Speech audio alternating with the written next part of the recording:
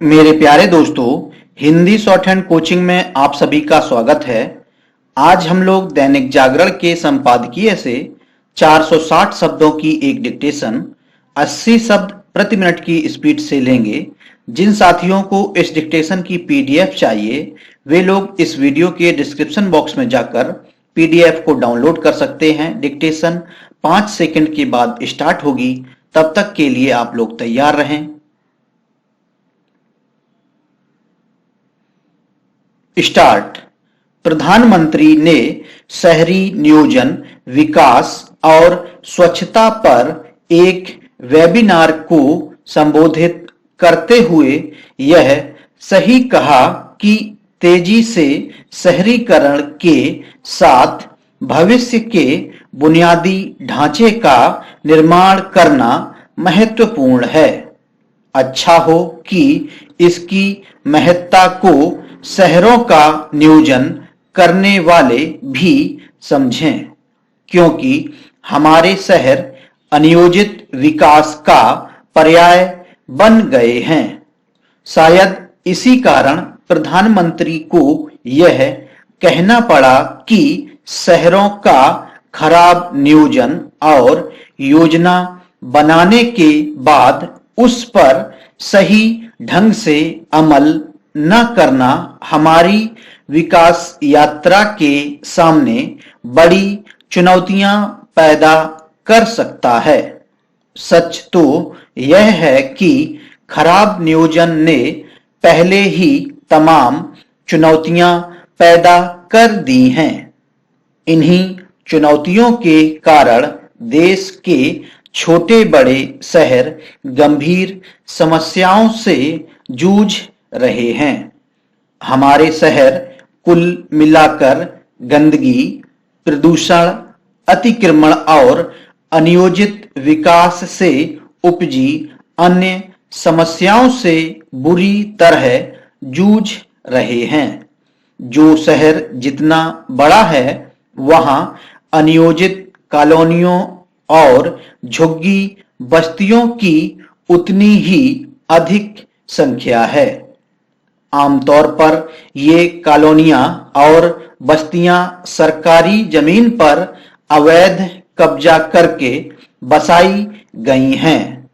राज्य सरकारों और नगर निकायों में अवैध तरीके से बसाई गई बस्तियों को खत्म करके उन्हें नियोजित तरीके से बसाने की इच्छा शक्ति ही नहीं दिखाई देती।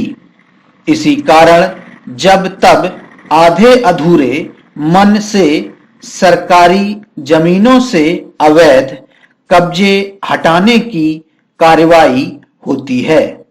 अधिकांशतः यह कार्रवाई किसी ठोस नतीजे पर पहुंचने के पहले ही खत्म हो जाती है। पैरा। सभी इससे परिचित हैं कि आज के युग में शहर आर्थिक विकास के इंजन हैं, लेकिन उन्हें संवारने का काम न तो राज्य सरकारों की प्राथमिकता में दिखाई देता है और न ही उनके नगर निकायों के एजेंडे में। नए शहरों के विकास में तो तब भी बेहतर नगर नियोजन की इच्छा दिखाई देती है, लेकिन पुराने शहरों में पुरानी व्यवस्थाओं का समुचित आधुनिकीकरण किसी के एजेंडे में नजर नहीं आता। यह ठीक है कि इस वर्ष के आम बजट में शहरी विकास को महत्व दिया गया है और कई ऐसी योजनाएं लाई गई हैं जिनसे शहरों की सूरत निखारी जा सकती है, लेकिन बात तो तब बनेगी जब राज्य सरकारें इन योजनाओं का लाभ उठाने के लिए सक्रिय होंगी। कहने को तो शहरीकरण के मामले में हर तरह की योजनाएं बनी हुई हैं, लेकिन आमतौर पर वे कागजों तक ही सीमित हैं।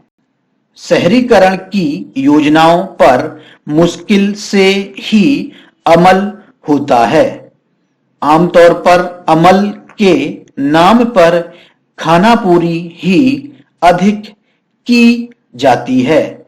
नगर निकायों की कार्यशैली को देखकर इस नतीजे पर नहीं पहुंचा जा सकता कि वे शहरों को संवारने के लिए प्रतिबद्ध हैं।